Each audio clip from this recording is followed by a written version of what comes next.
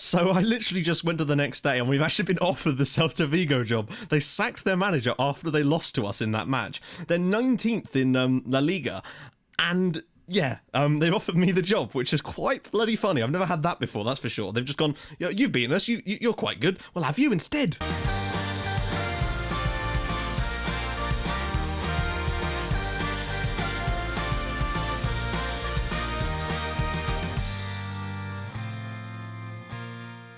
Hi guys, and welcome back to another episode of Building a Nation with FC Midtjylland. If you're still enjoying the series, do be sure to smash a like on the video. That'd be superb. If we could get 500, that'd be really, really cool as well. Now, this episode has mostly been about just wrapping some stuff up in the league, though we've had a few sort of strange games to play, including obviously the game against Manchester City in the Champions League, where they're kind of all on the line still, because obviously if Celta Vigo pulled off something amazing, we could still find ourselves in a position where we could not go through, and that would really, really suck. But I'm not going to give anything away. Let's get into the games, see what happened, and I'll join you guys in a sec for the Silke Ball game.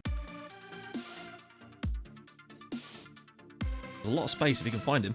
He's going to go alone, find Sisto, and Sisto puts it in the back of the net. It's 1-0 Midtjylland in the big top of the table clash. Cruz with the assist, Sisto with the goal, and we move above them with a game in hand. He's got two players on him. Goes short for Sobby. Oh, what a great finish that is from Ramadan Sobby. We've scored 2 in 2 minutes, and straight from the kickoff, insta highlight, we get another goal. 2-0 Midtjylland now, great stuff. A little bit of space inside, finds the back post. Olsen's in there, it's now 3. We've scored 3 against them in 13 minutes, and wow. Title? What title? Kirk Outwipe and Monk scored. Can he put another ball in? You know he can. Cruz, Sobby puts it in there, and it's 4 in 19 minutes. We are taking apart our title rivals. 4-0 to Midtjylland. Sisto cutting in. He's gone all the way through, and he's smashed it in for 5. Half time is going to be 5-0 with 5-0 Midtjylland. That is mental. Sisto will take the penalty and scores. It is 6-0 to Midtjylland. I think this could be our biggest win of the save in the league, and it would come against the league rivals. Novak with the long throw.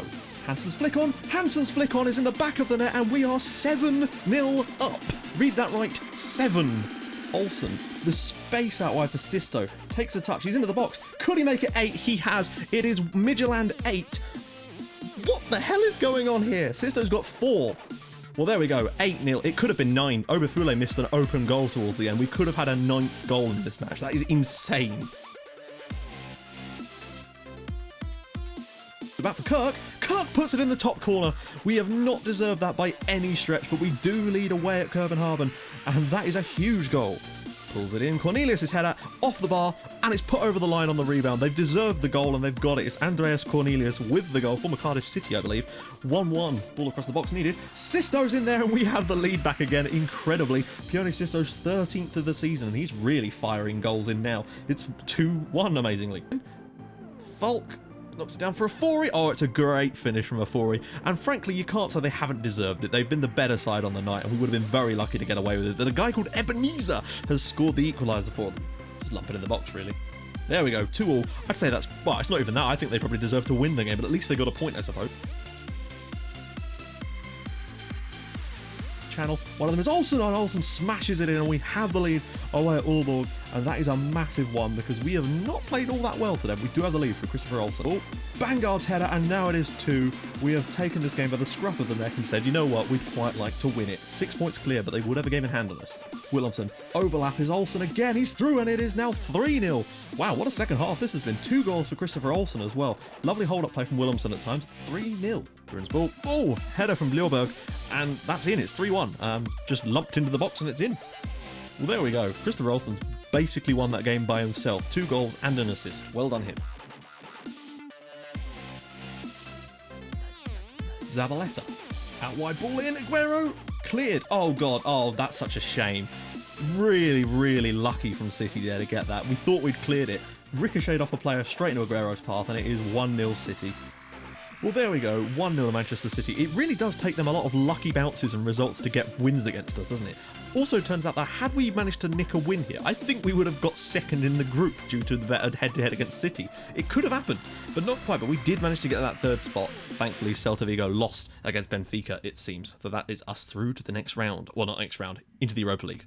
So I wasn't messing around when I said we had some ridiculous results this month. Now, I thought for a second that we were going to beat Manchester City. We had some really good chances in that game. It might not have looked it, but there were some opportunities where if the right ball was played at the right time, the opportunity was there for us to take that lead. And I feel like if we Oh, if we'd have actually managed to win that game, we would have gone through in second spot because we'd have had a better head-to-head than Manchester City and the same number of points, which would have been outrageous. But, you know, we didn't. It happens. City have had to rely on a lucky bounce to get their winner, but, you know, they got the win. That's what really mattered. But Celta Vigo thankfully lost 2-1 at home to Benfica, and we did go through to the next round of the Europa League, which will be both the draws will be on the end of this episode, so you guys will know who will be playing after Christmas, because you get to do 2 different rounds of draws, so you'll see those straight after this, so we can see who we're going to be playing against. But that's going to be good. It will give us a chance to hopefully get some more coefficient points if we can get through one of the rounds. Soslo will get drawn against like AC Milan or something like that. But there you go. So looking at the league so far, we're 5 points clear at the top, and I have to address the elephant in the room, and that elephant is the 8 goals we put past Odense. I don't know where that came from. Like, we've looked threatening in some games this year, but never quite that threatening. I've never seen it. I don't think we even ever did that with Wimbledon either. That's the biggest win I think I've had on FM16 was 8-0 against Odense. We could have had more. Obafule missed a sitter in the 90th minute to make it 9. It would have been outrageous if it had happened, and it's decimated their goal difference. It really has, and obviously massively improved ours. We are now sitting 5 points clear, but we're still not superbly far clear. I imagine at this stage last season we were at least sort of 15, 20 points clear, or at least sort of 15 points, but only 5 at the moment. They're still keeping us in with a fight. You know, they're still 10 points clear of the teams below them and have a game in hand. They're on for one hell of a season, and they're obviously looking like a really solid club.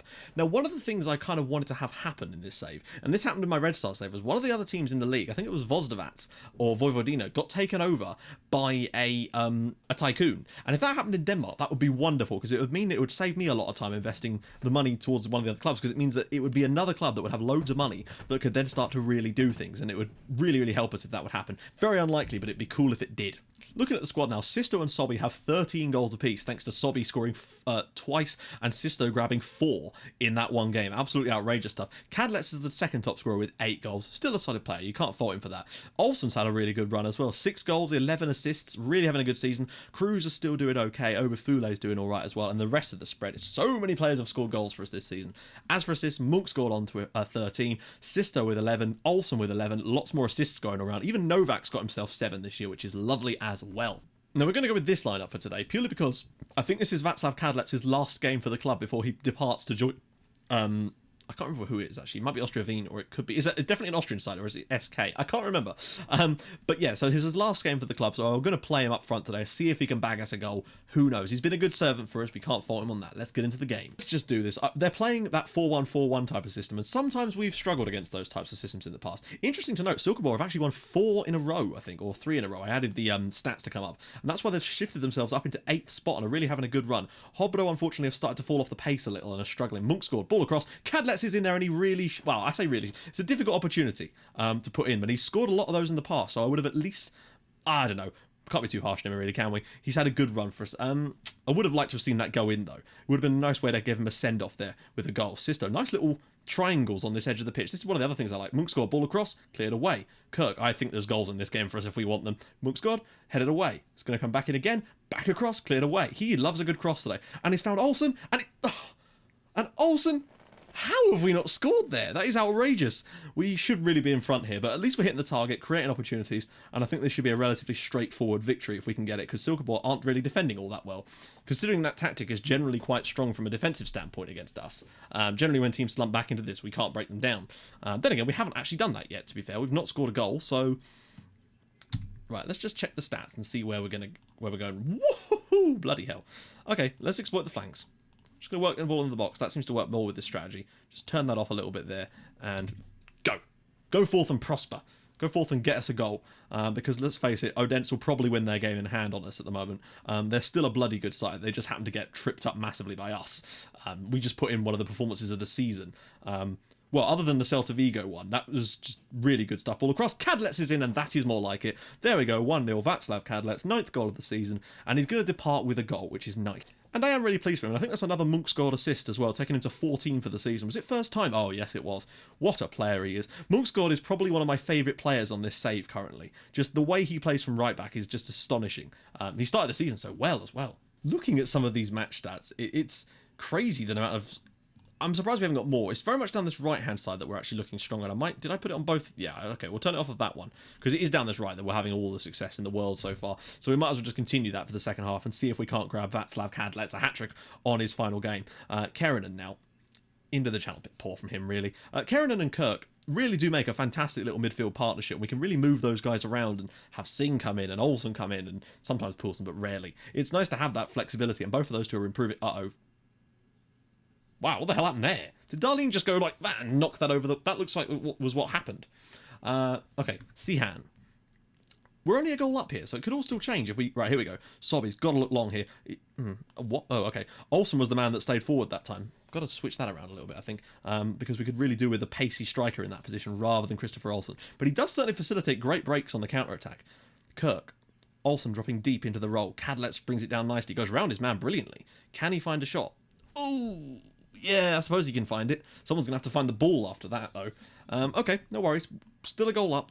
They're not really threatening. They've only had... Most of their shots have been from range. Right, let's make some subs now.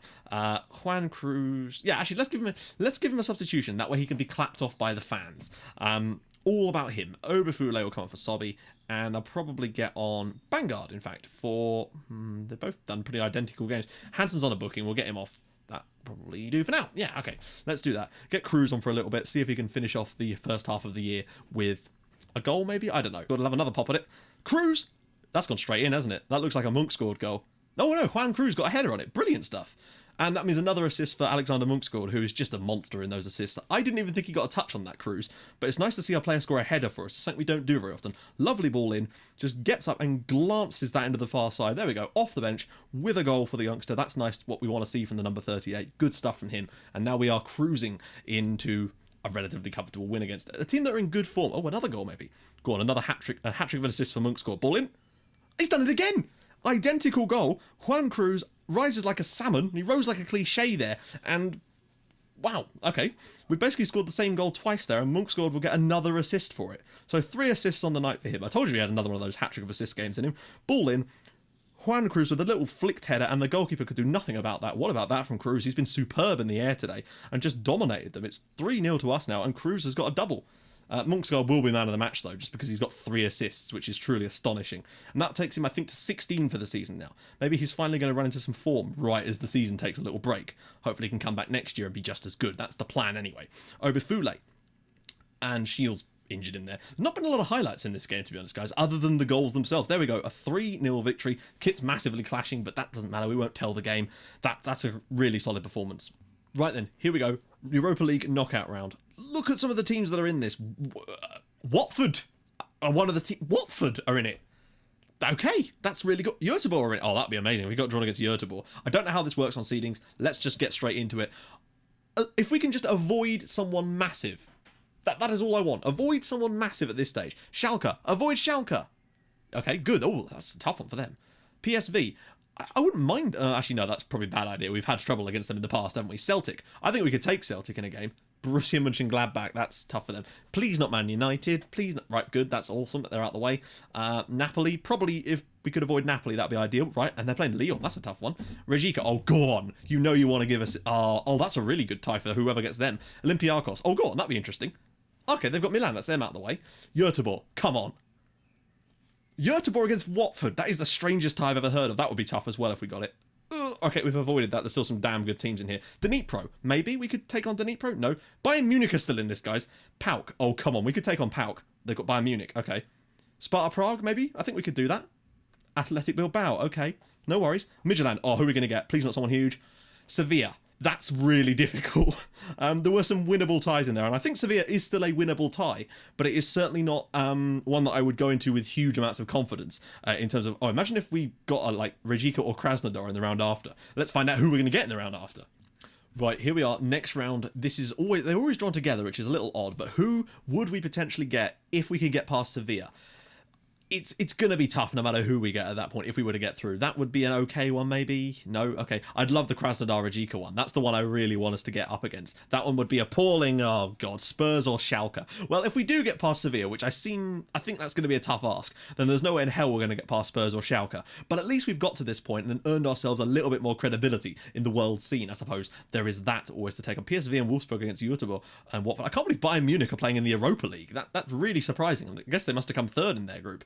But there we go, guys. So next episode, since we've got both games against Sevilla coming up as our next fixtures in any competitions, because they obviously happen before we start our league form back up again, so we'll have some friendlies before that to get ourselves fresh for it, which is a shame actually, because it means we might struggle in those games as well, because we won't be able to arrange enough friendlies to get them fully fit again. Shame, but annoying, and it happens. But what I am going to do though is a double live com special for that game, since we'll have the winter transfer special in that episode as well, since we've got some training and stuff to go after, so we'll do that as well. But we'll also, I think, maybe do a double live com special with the Sevilla games, both in there. Obviously they'll be cut up and a little bit more condensed than usual, but we'll play both of them live and see if we can't get through there, because I think that would be a cool one. If we could try and get past Sevilla, then it would do massive wonders for us in terms of coefficient points, but I don't know. Even if we could just win one of the games, maybe, you know, even if we went out on aggregate but won one of the matches, it would still do us a few favours. So I'm pretty much looking forward to that. We've got a lot of business to do over the Christmas period, hopefully get some players in, or at least, you know, work out some more signings, and some of those players are now being fully scouted. I'm going to send out some more scouts to do the shortlist thing soon, so I'll join you guys then. Anyway, if you have enjoyed this video, do drop a like on it, that would be awesome, and if you're new to the channel, subscribe for more videos like this in your inbox every single day at 7 o'clock, and I will join you guys in the next episode for a double live com special and winter transfers against Sevilla. It should be a really fun game. I'll see you guys soon. Thank you so much for watching. Bye bye.